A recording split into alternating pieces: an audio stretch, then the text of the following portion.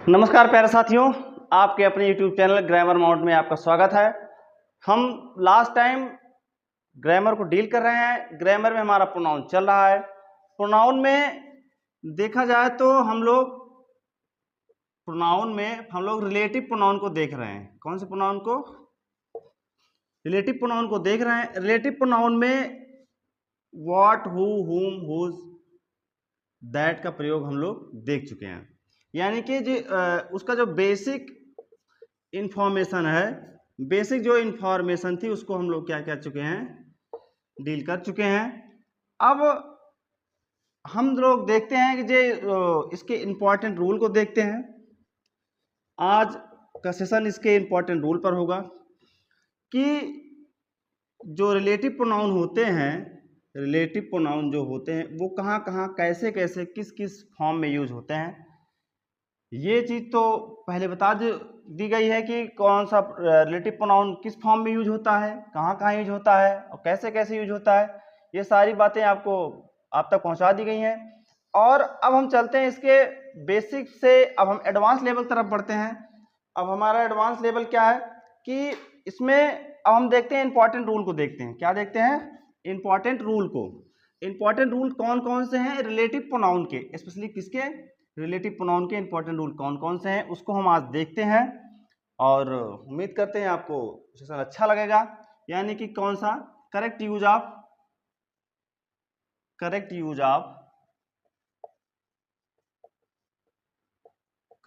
Relative pronoun.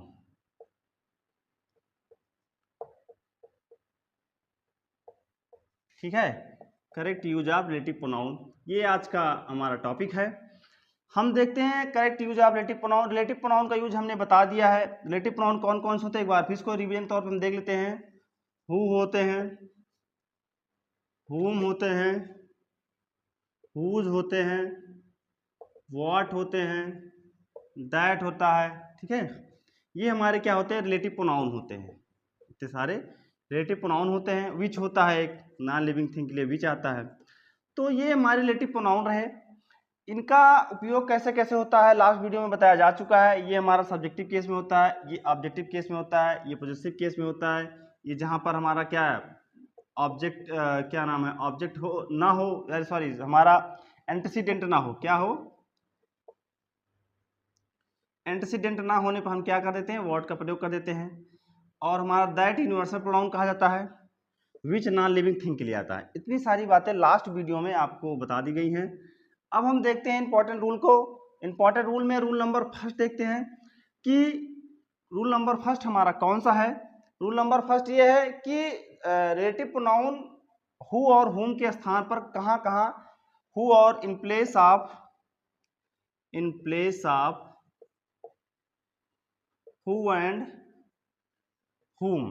ठीक है, क्या यूज होता है? दैट कहाँ यूज होता है, दैट कहाँ कहाँ, यानी कि हु और हुम के स्थान पर हम दैट कहाँ कहाँ प्रयोग कर सकते हैं, किस किस कंडीशन में हु और B use in place of who, हुम, दैट। ठीक है, हम क्या करें? दैट को कहाँ कहाँ यूज कर सकते हैं, किसके स्थान पर? हु और हुम के स्थान पर। यानी कि हु और हुम के स्थान पे हम दैट कहाँ कहाँ प्रयोग करते हैं। ये हमारा आज का पहला रूल है, रूल नंबर फर्स्ट है। तो हम देखते हैं रूल नंबर फर्स्ट में हु और हुम के स्थान दैट कहाँ कहाँ प्रयोग करते हैं। यानी कि जब हम क्या हो, हमारे सुपरलेटिव डिग्री हो, क्या हो? Superlative degree. ठीक, यानी कि इसका कहने का मतलब क्या है? जब सेंटेंस में सुपरलेटिव डिग्री का यूज हुआ हो तो हम क्या करेंगे? हु और हुम के स्थान पर रिलेटिव प्रोनाउन का जो यूज करना, हमें दैट का प्रयोग करेंगे। किसका प्रयोग करेंगे? दैट का प्रयोग करेंगे। ठीक है, जैसे Sachin is the best player. Example देखते हैं, Sachin is the best player. अब यहां पर दैट लगाएंगे, क्यों? क्योंकि हमारा क्या है, यहां पर द बेस्ट यूज हुआ है। द बेस्ट हमारा क्या है? Superlative degree. क्या है? सुपरलेटिव डिग्री है ना। अगर इसे कहा जाए, ये पूरे के लिए जो दैट आ रहा है, ये ओनली प्लेयर के लिए नहीं आ रहा है, ये पूरे के लिए आ रहा है। ये हमारे किसके लिए आ रहा है? पूरा फ्रेज के लिए आ रहा है। ये क्या है? हमारा पूरा फ्रेज बन रहा है। पूरे फ्रेज के लिए क्या आ रहा है? हमारा दैट आ रहा है, ठीक है। Sachin is the best player that I ever saw, ठीक, दैट आई एवर सॉ। अब देखिए हमारा इसमें क्या है कि सुपरलेटिव डिग्री का यूज किए हम। अब वो लिविंग थिंग के लिए हम लोग जानते हैं कि क्या आता है। लिविंग थिंग के लिए हम क्या यूज करते हैं, हु यूज करते हैं, जो कि प्लेयर हमारा क्या, अगर एंटीसीडेंट की बात करें तो प्लेयर हमारा क्या है, एंटीसीडेंट के तौर पे होगा। लेकिन यहाँ पर दैट क्यों यूज हुआ, अब बात ये भी आती है दैट क्यों यूज हो रहा भाई। ये ओनली जस्ट प्लेयर के लिए नहीं यूज हुआ, ये पूरा जो दैट आ रहा है पूरे फ्रेज के लिए आ रहा है, पूरा ये एक तरह से फ्रेज यूज हो रहा है। इसीलिए क्या यूज हो रहा है यहाँ पर, हम दैट का यूज कर रहे हैं, क्योंकि दैट को हम भाई पूरे फ्रेज को कैसे कह सकते हैं कि लिविंग है नॉन लिविंग है ना। तो उसके लिए हम लोग क्या कर सकते हैं, यूनिवर्सल प्रोनाउन दैट का यूज करते हैं। और ये बेस्ट माना जाता है कि सुपरलेटिव डिग्री के साथ में हम क्या यूज करते हैं, दैट का यूज करते हैं। और ये पूरा एक फ्रेज है, फ्रेज हमारा लिविंग है नॉन लिविंग है, ये थोड़ा कहना मुश्किल होता है। तो यानी कि फ्रेज के साथ हम क्या करते हैं, यूनिवर्सल प्रोनाउन का यूज करते हैं। ये आ रहा हमारा पहला एग्जाम्पल रहा, ठीक है।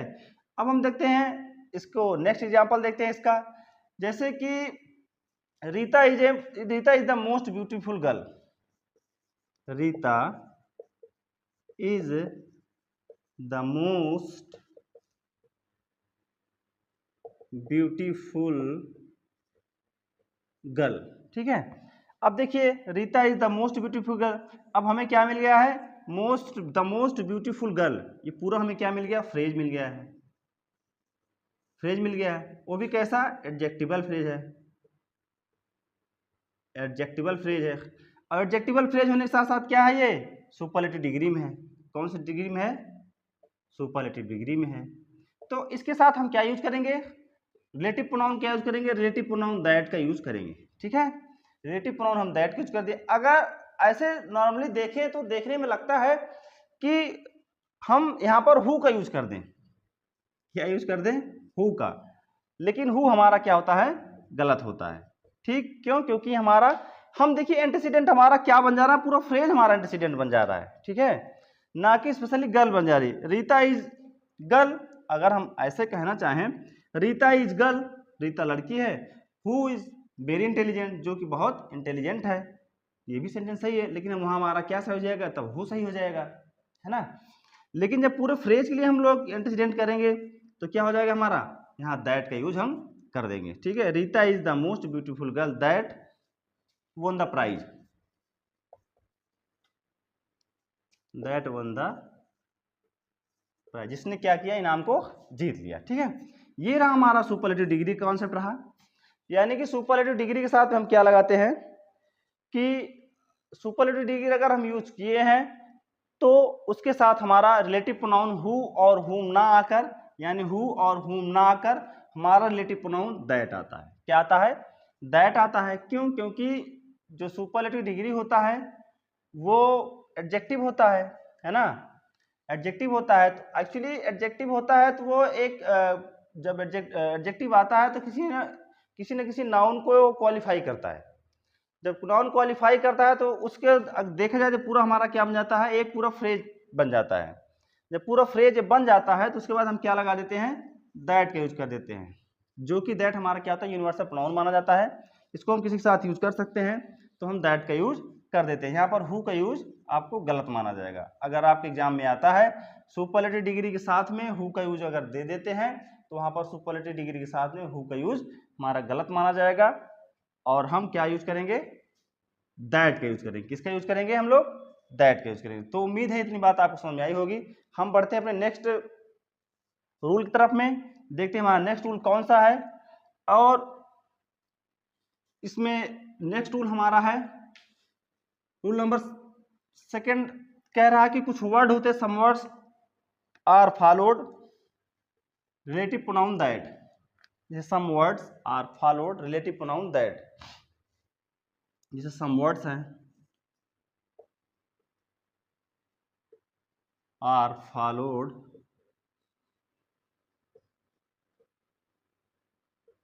Relative pronoun that. यानी कि अगर ये शब्द हैं, जैसे कौन सा हो गया हमारे शब्द में, देखिए इसे सेम हो गया,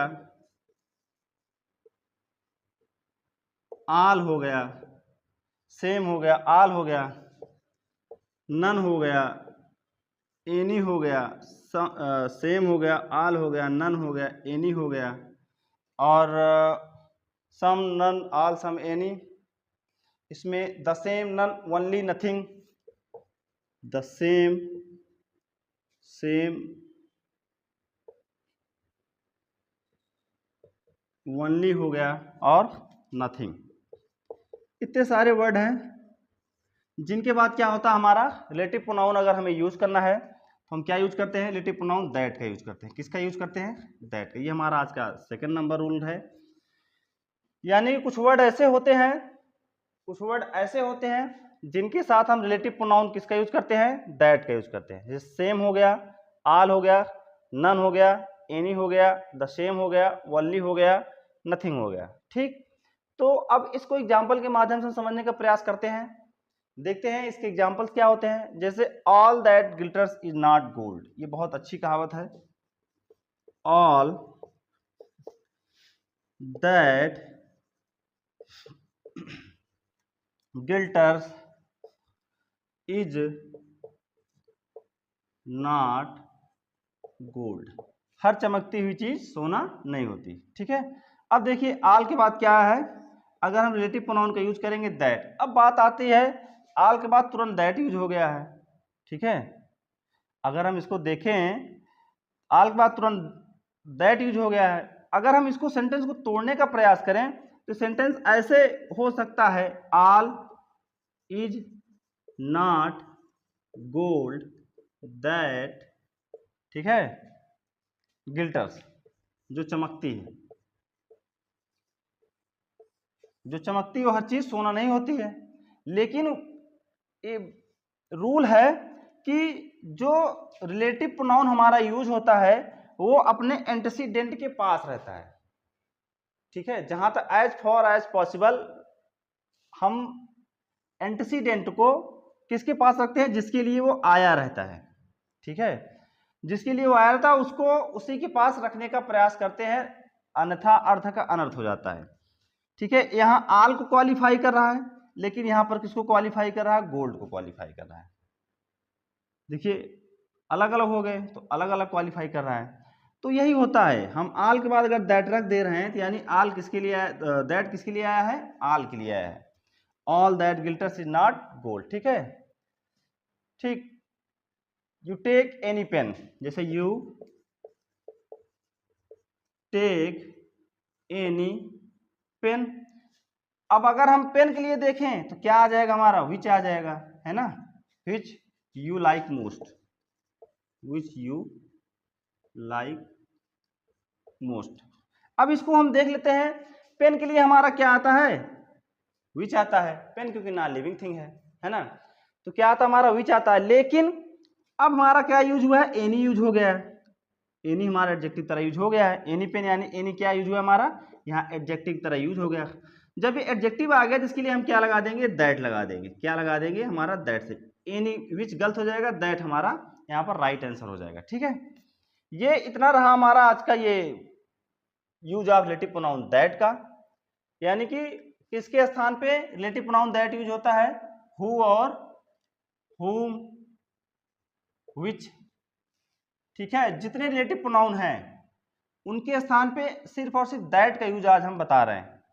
ठीक है, तो ये रहे हमारे दो एग्जाम्पल रहे, इनसे आप समझने का प्रयास करिएगा। और एग्जाम्पल देते हैं, जैसे कि man is only animal that can talk. ठीक है, जैसे man is only animal, only animal that can talk, that can talk. मनुष्य एक ऐसा प्राणी है जो बात कर सकता है, मनुष्य एक ऐसा प्राणी जो बात कर सकता है। अब देखिए ओनली आ गया है, ओनली क्या हमारा एडजेक्टिव है, यानी कि अगर कोई एडजेक्टिव साथ में आ जा रहा तो हम क्या यूज करते हैं, दैट का यूज करते हैं।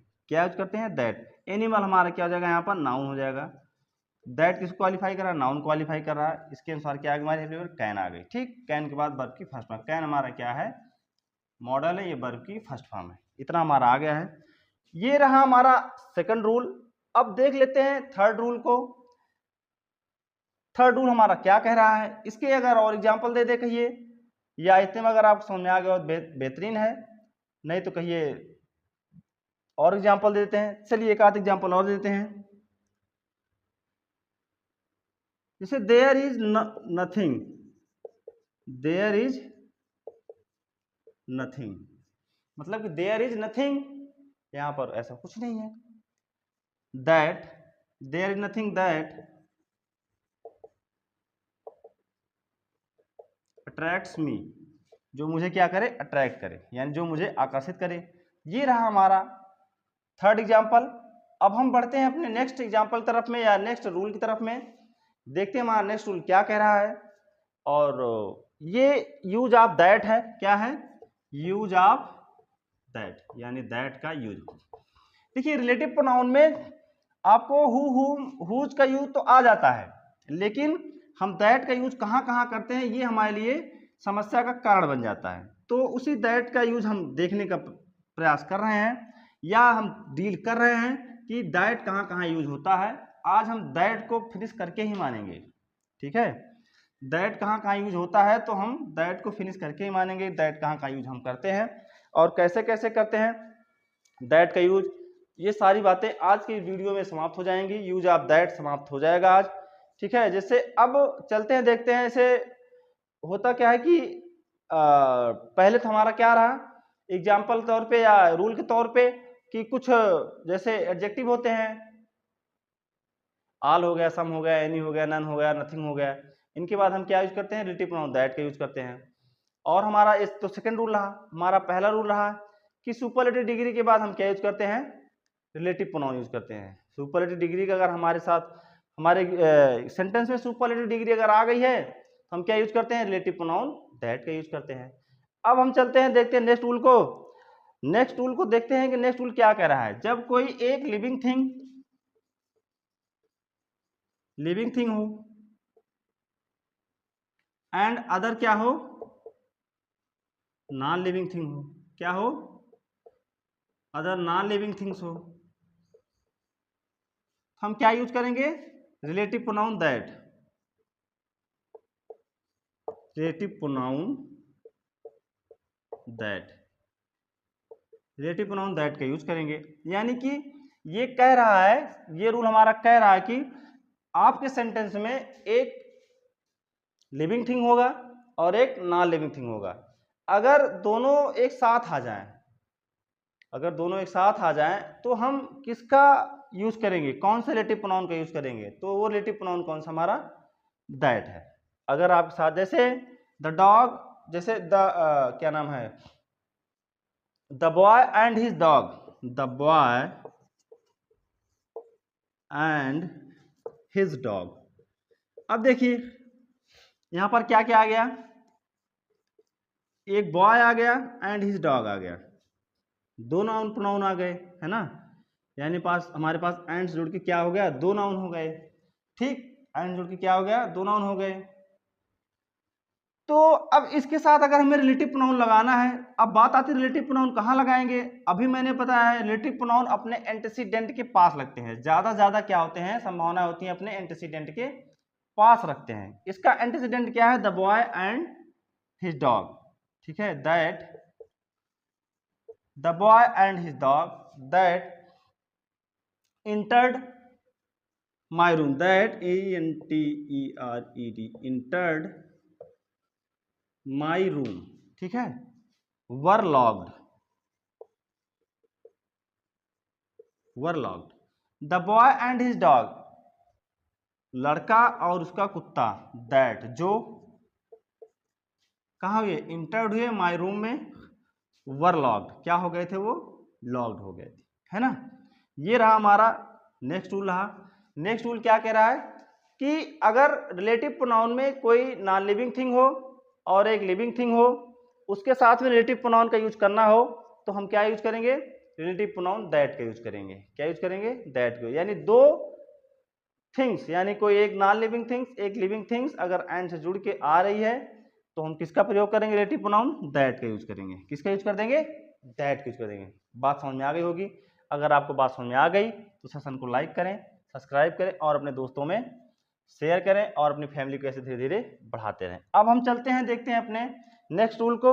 हमारा नेक्स्ट रूल क्या कह रहा है? अभी जो नेक्स्ट रूल है उसको हम अभी काफ़ी समय से बोलते ही आ रहे हैं कि जो हमारा रिलेटिव प्रोनाउन होता है वो कहीं ना कहीं ज़्यादा से ज़्यादा, यानी कि जितना पॉसिबल हो सके उसको किसके पास रखना चाहिए? अपने एंटीसीडेंट के पास ही रखना चाहिए। देखिए हर टाइम मैंने क्या किया है, एंटीसीडेंट के पास ही रखा है। ये इसका क्या है? एंटीसीडेंट है। क्या है? ये इसके एंटीसीडेंट हैं, ये इसके हमेशा पास ही रहेंगे। नेक्स्ट रूल यही है, अगर अभी लास्ट में ही बताए थे, ठीक है, तो उसमें अब चाहे इसको रूल के तौर पर बता दें और चाहे इसे इसी में बता दें, यानी कि रिलेटिव प्रोनाउन जिसके लिए आएंगे वो उसी के लिए ही उसके पास में ही रखे जाएंगे। नेक्स्ट रूल हमारा यही है। ठीक, नेक्स्ट रूल हमारा क्या है? As far as possible, as far as possible the relative pronoun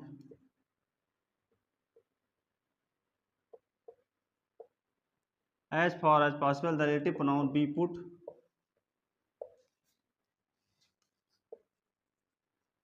near its antecedent। ठीक है, यानी कि रिलेटिव प्रोनाउन को हम ज़्यादा से ज़्यादा कहाँ रखने प्रयास करते हैं? उसके एंटीसीडेंट के पास में रखने प्रयास करते हैं। यही हमारा नेक्स्ट रूल है ये। ठीक, अब हम इसके एग्जांपल्स को देख लेते हैं। जैसे he falls sure who runs fast, he falls sure who runs fast. अब हम इसको देखें तो देखते हैं कि हु हमारा क्या है? रिलेटिव प्रोनाउन है यहाँ पर, है ना। अब हम हमारा रूल क्या कह रहा है? As far as possible the relative pronoun be put near its antecedent, उसके एंटीसीडेंट के पास ही रखिए। यानी रिलेटिव प्रोनाउन जिसके लिए आया हुआ है हम ज़्यादा से ज़्यादा प्रयास करें, कोशिश करें उसके पास ही रखते हैं। यानी हु किसके लिए आया मुझे चेक करना पड़ेगा। ठीक है, हु देखिए हमारा क्या है? लिविंग थिंग के लिए आता है। किसके लिए आता है? लिविंग थिंग के लिए आता है। सब्जेक्टिव केस में आता है। किस केस में आता है? सब्जेक्टिव केस में आता है। तो ये क्या क्या रहा? ये किसके लिए आया है? इसका मतलब ही के लिए आया है। अब देखिए अगर हम श्योर को क्वालिफाई कराएंगे, श्योर को, तो क्या हमारा श्योर हमारा अब्स्ट्रैक्ट चीज है, तो ये इसके लिए ना आकर किसके लिए आया है? ही के लिए आया है। ठीक है, अब जैसे देखिए इसको लिखते हैं ही हु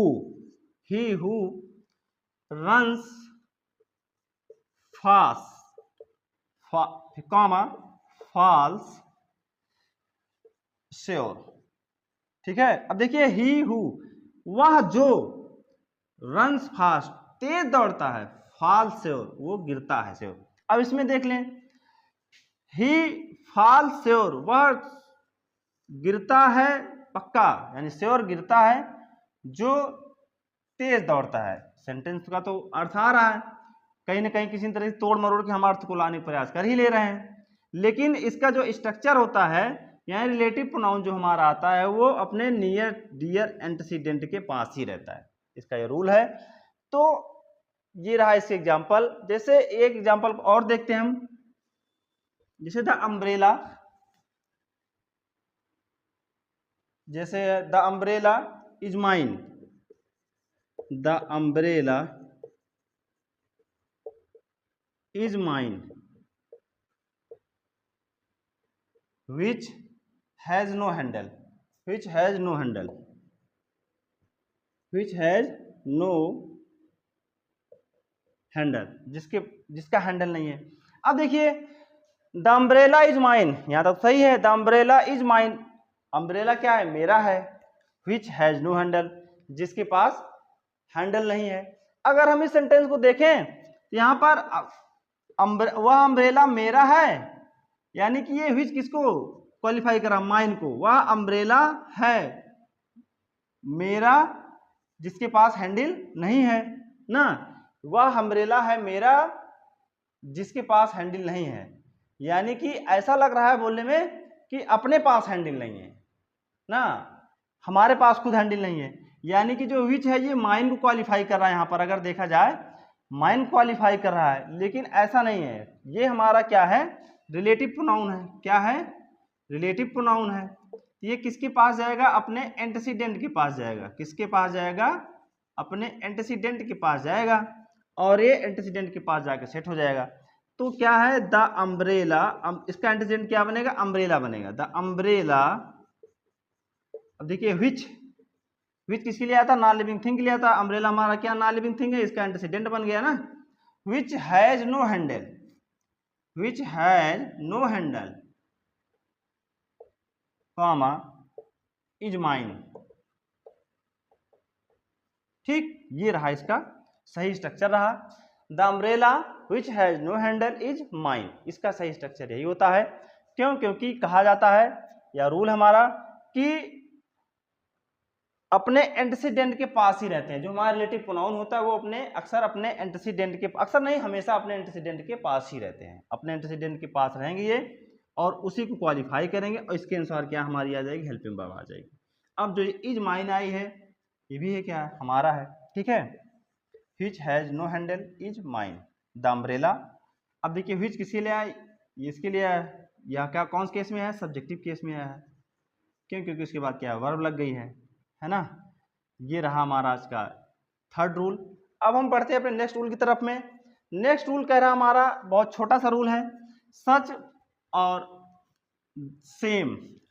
रिलेटिव प्रोनाउन सच और सेम के साथ में क्या होता है, रिलेटिव प्रोनाउन आया जाता है। सच के साथ में क्या आता है, आया जाता है, और सेम के साथ में क्या आता है, आया जाता है ना। अभी तक देख रहे, सच और सेम के साथ में रिलेटिव प्रोनाउन क्या आता है, आया जाता है। क्या आता है, आया जाता है। ठीक है, सच के साथ में क्या आता है, आया जाता है। सेम के साथ क्या आता है हमारा, आया जाता है। जैसे this is the same pen, this is, इसकी एग्जांपल देखते हैं। This is the same pen. ठीक है, अब यहां दैट भी कर सकते हो, एज भी कर सकते हो। दैट क्योंकि रिलेटिव प्रोनाउन होता है ना। This is the same pen as you bought, this is the same pen that, या एज यू बॉट, जिसको तुमने खरीदा था। देखिए दैट यूनिवर्सल प्रोनाउन होता है, दैट का यूज हम कर सकते हैं। दैट हमारा यूनिवर्सल प्रोनाउन होता है, दैट का यूज हम कर सकते हैं। लेकिन जब कहा जाता है कि सच के साथ में पेयरिंग किसकी होती है, एज की होती है। सेम के साथ पेयरिंग किसकी होती है, एज की होती है। हम क्या लगा देंगे, एज लगा देंगे। क्या लगा देंगे, सच के साथ में द सच, या द सेम के साथ क्या लगा देंगे, एज लगा देंगे। हमारा एज यहाँ पर क्लियर हो जाएगा। ठीक है, ये रहा एग्जाम्पल इसका। अब जैसे सच बॉयज आर, और एग्जाम्पल देख लेते हैं। सच बॉयज आर, ठीक है, such boys are, such boys who are careless. ठीक है, such boys who are careless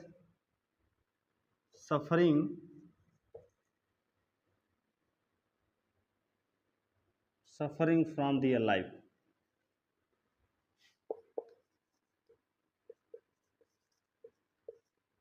such boys who are careless, such boys who are careless suffers in their life, suffers in their life. ठीक है, such boys who are careless suffers in their life, ये हमारा example है। सच के साथ क्या था हमारा, हु ना आकर क्या आता है, एज आ जाता है। क्या आता है, एज। यहाँ पर एज हमारा करेक्ट ऑप्शन हो जाएगा। तो हम बढ़ते हैं अब अपने लगभग हमारा क्या होगा, ये आज का रूल यहाँ पर समाप्त होता है हमारा। और अब हम कुछ एक्स्ट्रा जानकारी देने का प्रयास करते हैं। जैसे कि दैट, अभी हम दैट को ही बता रहे हैं। दैट हमारा रिलेटिव प्रोनाउन होता है। दैट जो होता है वो उसमें जेनेटिव केस नहीं होता है दैट का। दैट कौन कौन से केस में आता है, दैट हमारा सब्जेक्टिव ऑब्जेक्टिव केस में आता है, बट इसका जेनेटिव केस नहीं होता। ठीक है, जेनेटिव मतलब पॉजेसिव केस इसका नहीं होता है।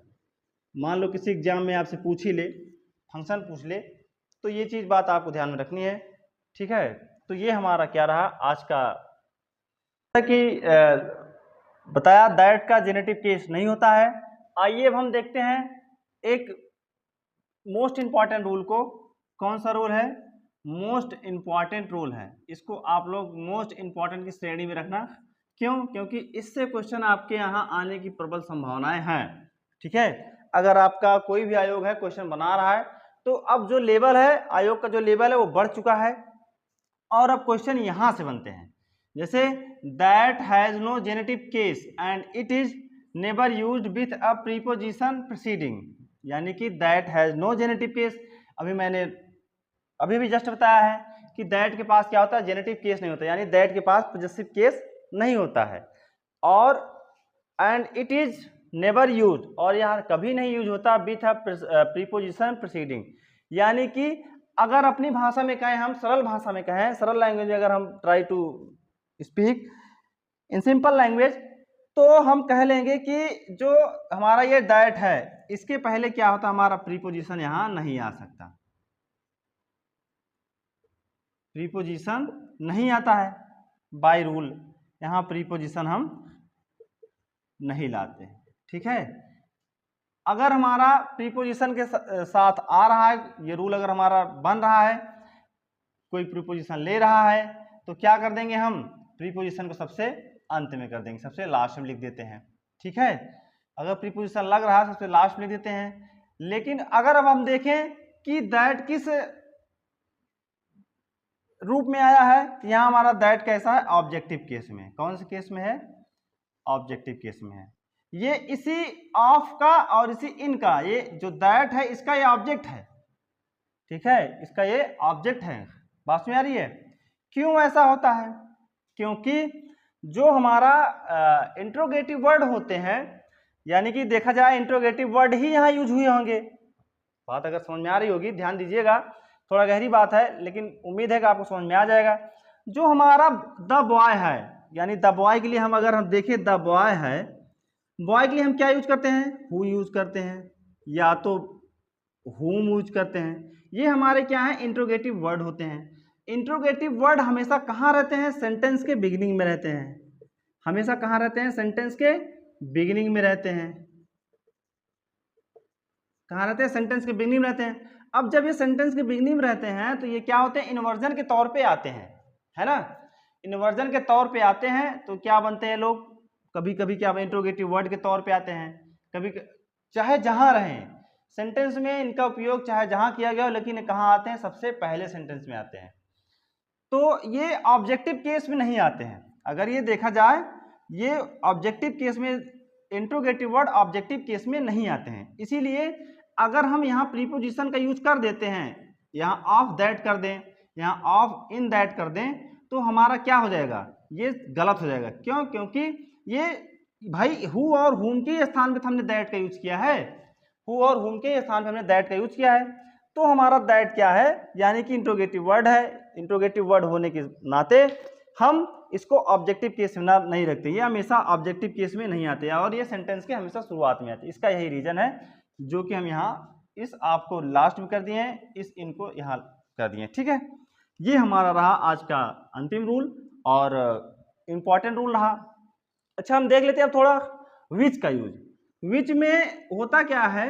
उम्मीद है कि समझ में आया होगा आप लोगों को। विच का जेनेटिव केस नहीं होता है, विच का भी जेनेटिव केस नहीं होता है। विच क्या होता है? सब्जेक्टिव और ऑब्जेक्टिव दोनों केस में यूज होता है। ठीक है, लेकिन इसका जेनेटिव केस नहीं होता है। जेनेटिव केस मतलब पॉजेसिव केस, पॉजेसिव केस। इसकी पॉजेसिव केस नहीं होता। अगर इसका पॉजेसिव केस हमें यूज करना है तो हुज का यूज हम कर सकते हैं। ये हमारे लिए रहा, इतनी इंफॉर्मेशन रही। तो उम्मीद है कि आपको सेशन अच्छा लगा होगा। सेशन अच्छा लगा तो सेशन को लाइक करें, सब्सक्राइब करें, शेयर करें और अपनी फैमिली बढ़ाते रहें। So thank you to all, thank you.